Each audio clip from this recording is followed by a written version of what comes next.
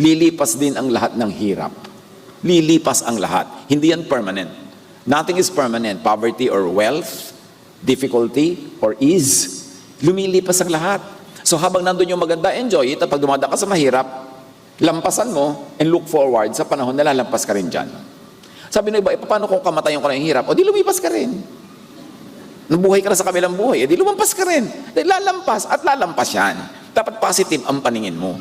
Psalm 31:10, my life is consumed by anguish, and my years by groaning. My strength fails because of my affliction, and my bones grow weak. Little by little, nararamdaman ito pag nagkakaedad. So ang prayer lang natin, little lang talaga, huwag maging masyado. At kung maging masyado man, ay maging madali lang at malampasan. At kung hindi man malampasan, ay look forward tayo to that final redemption when we will wake up, kaharap natin ang Panginoon ang lumikha sa atin, free from all the pain.